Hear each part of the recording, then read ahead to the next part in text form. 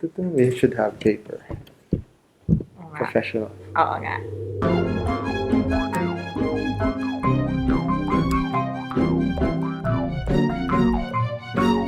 Hello, everybody, and welcome to the Filipino Freethinkers podcast that's also a video. I'm Red. Hi, I'm Sharmila. Yes, and today we'll start off with something that I saw tonight. It was a video of the candidate Mayor Duterte saying in a forum of some sort that he joked, Yeah. right? Like they were talking about this rape victim, and he said she was so pretty that he wishes. I mean, the mayor should have at it first, Yeah. right? And I thought that was so horrible. You know how certain people think they're entitled to Yeah. that kind of attitude, that kind of behavior. You know, that's referred to as rape culture. Yeah. And rightly so, it encourages the behavior of rape. And one thing that it also does is it justifies like certain kinds of thinking, right? So there's the bar is set where there's this woman, right? Mm-hmm. And if you're allowed to think of her in those ways, she was a missionary, I think. Yeah. You know, She was. not a criminal. Yeah, Yeah, definitely. why the not ire of girl. Duterte for this non-criminal, right? Yeah. If you can treat people who are innocent like that, what more people who are guilty, Yep. who are criminals, right? Yes. And in our country and in other countries still, like sex work is considered a crime. And the arguments that these women or men, when they're raped, it's justified. It's Yeah. okay. You know, I won't be surprised if a lot of people in the Philippines would support that kind of thinking. You know, why not rape these criminals? They're criminals anyway. They don't deserve human rights. Yeah. And I think that's a problem. We will talk about that. In particular, we will focus on sex work, the stigma surrounding that profession, and especially the people who practice it. So, you know, how bad is rape culture in the Philippines? Very, very bad. Actually, there is a dual perspective on sex work in the Philippines. So, on the one hand, voluntary sex work is criminalized. So, they are seen as criminals. They can get arrested, they can get fined. On the other hand, there's also like this counter discourse of they are victims and they must be protected. Yeah. So, if you look at our anti trafficking law, it lends itself to the interpretation that sex workers are victims, and it justifies rescue operations, rehabilitation of sex workers. So it's either or. Unless you identify as a victim that needs to be saved and rescued, you are then a criminal, and you therefore invite stigmatization, Yeah. abuse, and all of these sorts. Yeah. And I genuinely think the way we treat sex workers, so this slut shaming of sex workers, carries over to broader culture.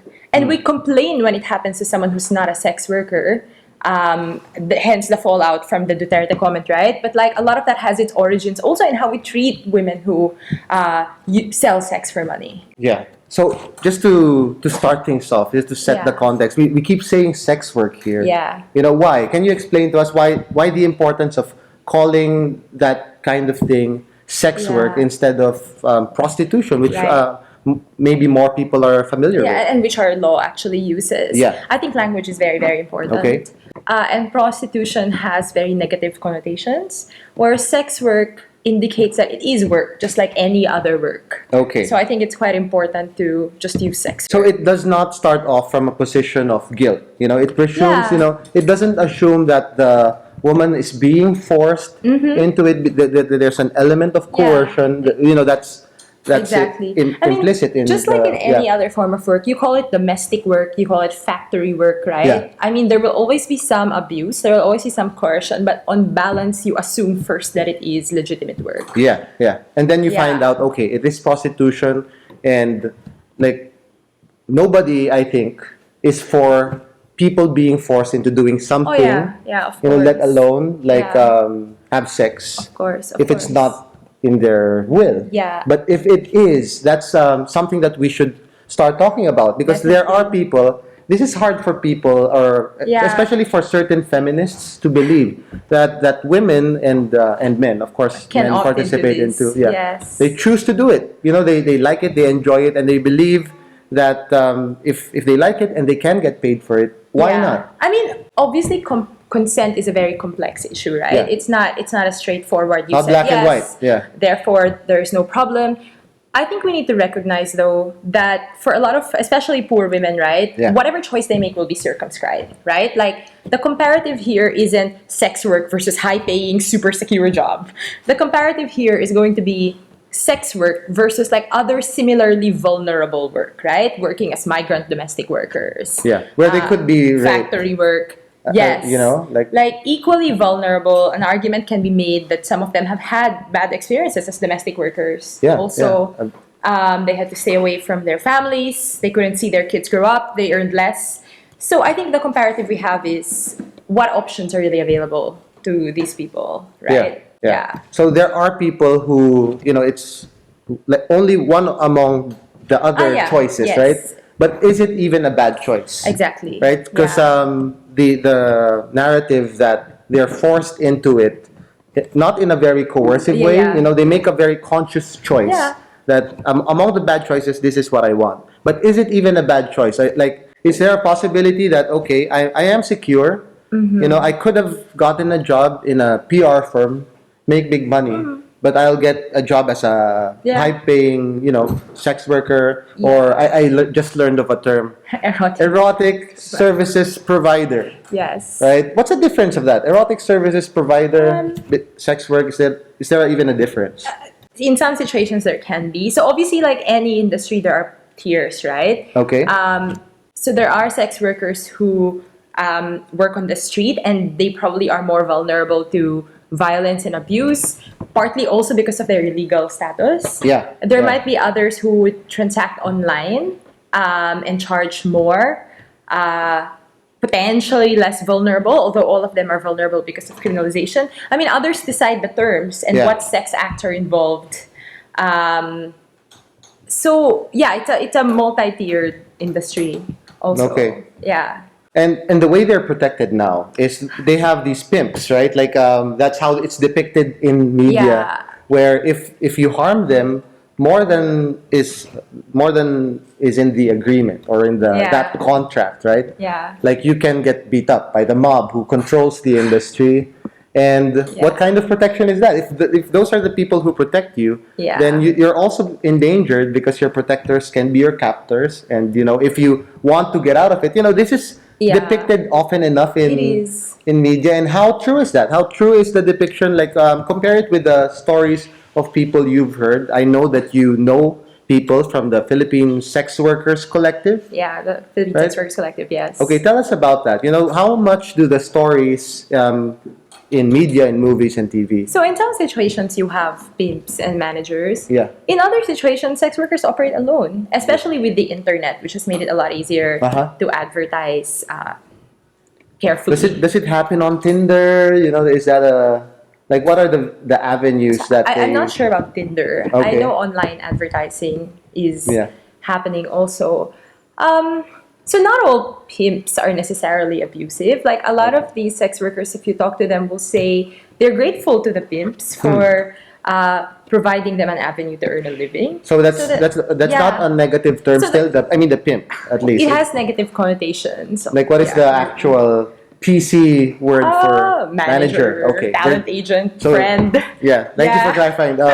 Get back to what you were saying. So, You're no. thankful to the. Yeah, and the characterization we have of pimps are villains all the time, Yeah. not necessarily correspond with what's actually happening in reality. Mm. And which is why a lot of them are hesitant to turn against these managers. They feel that they've helped make their lives better.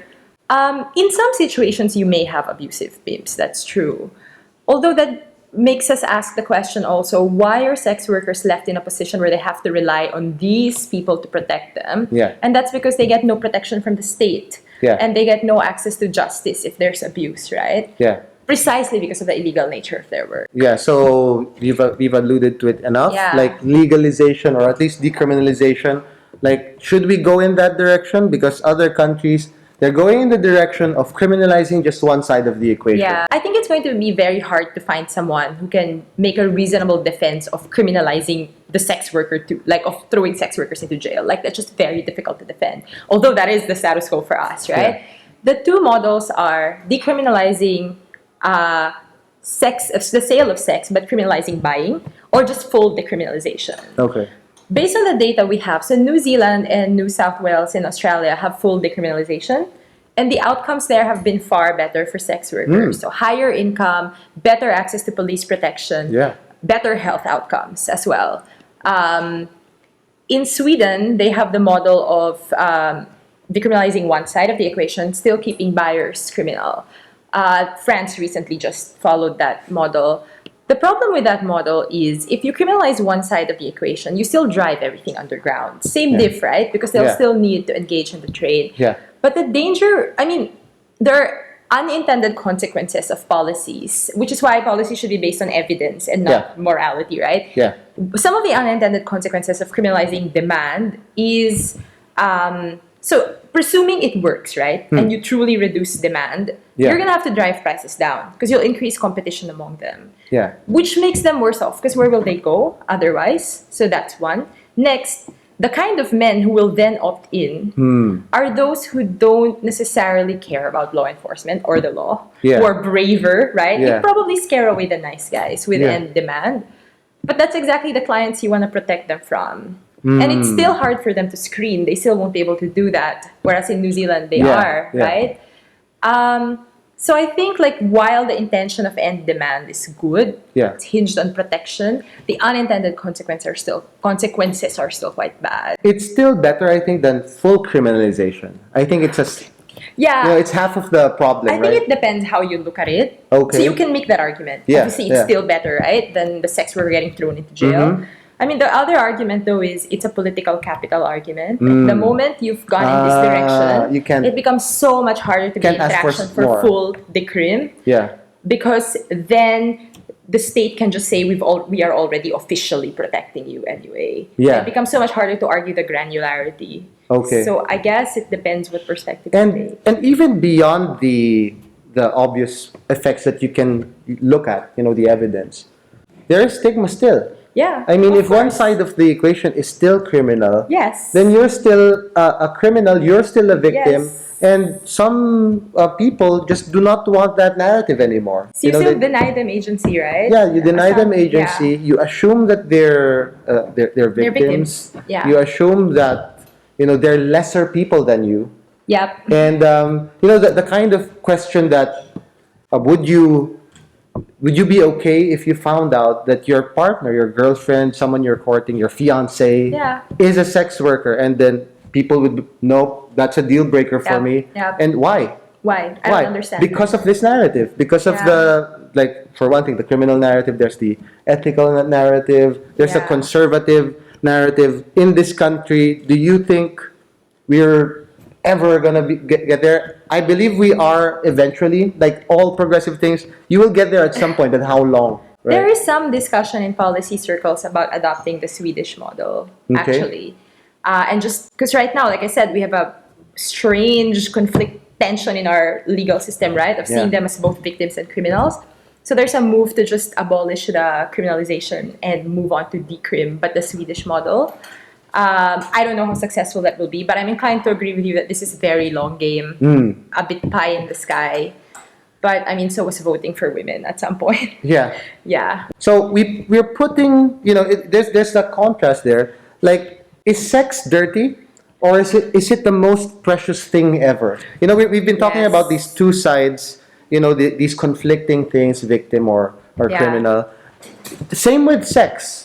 Right? I think the reason we have this problem or this controversy relating to sex work is our thinking about sex. Is it a very dirty thing, or is it the most pristine thing ever? Let's talk about that. Like, why does sex hold this position?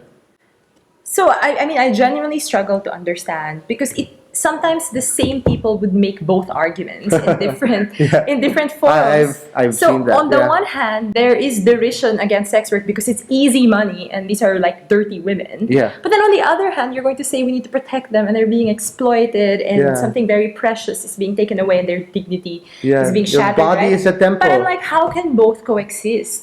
Yeah. Right? Which leads me to think there's some dishonesty there, and this is probably Definitely. largely I think so. moral outrage Yeah. dressed up as protective discourse.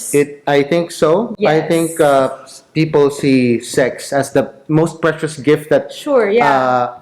a woman and a man can give each other, and it should be only in the context of marriage. You know, But certainly, yeah. There's a really strong class dimension here, though, right? Because Also. there's increasing acceptance of hookup culture. Like Mhm. people are on Tinder. Yeah. There is more acceptance of people engaging in premarital sex, and we're okay with that. In our pop culture, that's becoming increasingly accepted. But when you involve money, suddenly people are not okay, which then leads me to think this is still a very class thing It is. also. It is. So, sex, I can understand the stigma, the possible stigma surrounding sex, in that before, when you have sex, you will probably have kids at some point. When you have sex, you're exposed to these diseases. You know.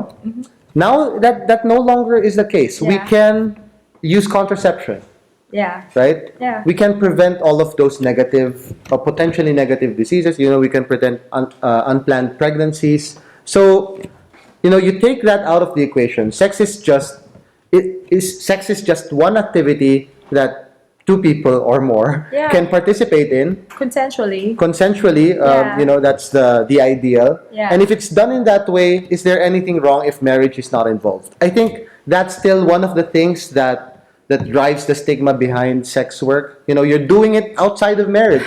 Like, you're not supposed to have sex with anyone unless Yeah. you're in marriage. You're not supposed to have sex with more than one person at a time.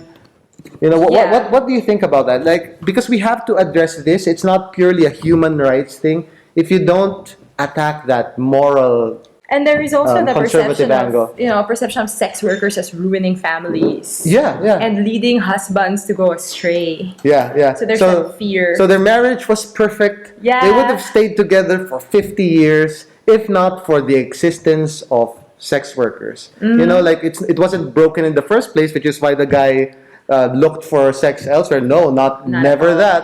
It's the existence of that, the temptation that broke the marriage in the Yeah. first. Yeah. So I mean, I struggle with this idea. I genuinely think people should be able to define for themselves what sex means for them. Yeah. I can imagine a world where some people will find it sacred, and I respect that, but I just don't understand why that should translate into public policy and be imposed upon everyone else. So that's unclear to me. I also think like couples negotiate their relationships on a very like private, personal level, and they should just be left to do that. Like I know of, I've spoken to clients, and I know of arrangements where partners are okay with their partners sleeping with other people or even Oh. with sex workers. Yeah. At which point I'll be like, that's for you to decide. It's very difficult for me to speak to that. But the problem with where we are at now is people would like to define how other people live their lives. Yeah. I'm not quite sure why. So I'm very interested in the stories of these friends of Yeah. yours from the Philippine Sex Workers Collective, and I think it's important that these stories are told Yes. because you humanize them. Yeah. You know, you put a face to the person, and you don't think of them as just these people in boxes. Statistics, yes. You know, Yes. sex worker. That's the most important thing about you. There's nothing Yeah. else, right? But the problem is like they can't share their stories because of the Because status. of criminalization. So Yeah. therefore, they can't publicly advocate for themselves. They Yeah. can't really organize for fair treatment. I think what really gets to me is they don't get consulted enough on policies that directly impact their lives. Yeah, everyone else knows better Yes. what's good for them, Yeah. what they're actually thinking. Which really baffles me. Like, even I don't feel like I'm adequate as a representative for them, right? Because I've never Yeah.